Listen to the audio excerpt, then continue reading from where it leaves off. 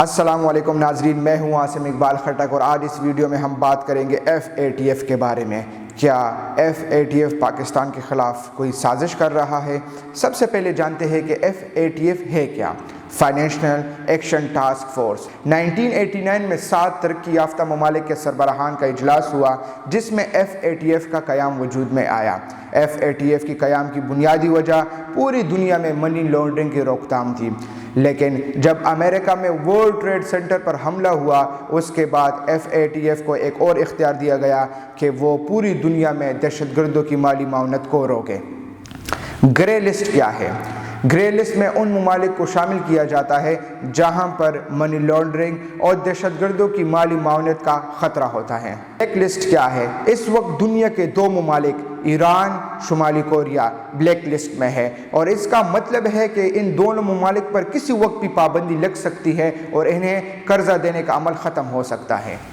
پاکستان کے لیے کیوں ضروری ہے کہ وہ گرے لسٹ سے باہر نکلے؟ پاکستان کی معیشت کے لیے ضروری ہے کہ پاکستان گرے لسٹ سے باہر نکلے، کیونکہ سرمایہ کار ان ممالک میں سرمایہ کاری نہیں کرتے جہاں پر ان کا سرمایہ محفوظ نہیں رہتا۔ جب تک پاکستان کا نام گرے لسٹ سے باہر نہیں نکلتا تب تک ہماری معیشت درست سمت کی طرف گامزن نہیں ہو سکتی۔ پاکستان گرے لسٹ سے باہر کیسے نکل سکتا ہے؟ FATF کے 39 ارکان میں سے 12 رکن ممالک اگر پاکستان کی حمایت کر لیں تو پاکستان FATF کے گرے لسٹ سے باہر نکل سکتا ہے۔ پاکستان اب تک گرے لسٹ سے باہر کیوں نہیں نکلا؟ اگر دیکھا جائے FATF کی طرف سے 27 شرائط پر پاکستان نے 26 شرائط پر عمل درآمد بھی کر لیا، لیکن پھر بھی پاکستان گرے لسٹ سے باہر نہیں نکلا۔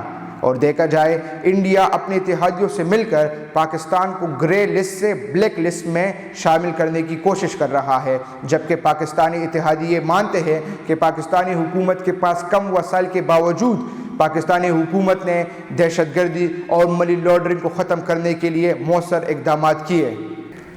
اور یہ سوال انتہائی اہم ہے کہ پاکستان نے FATF کے شرائط بھی مان لیے، اس پر عمل درآمد بھی کر لیا، لیکن پھر بھی پاکستان کا نام گرے لسٹ سے باہر نہیں نکلا۔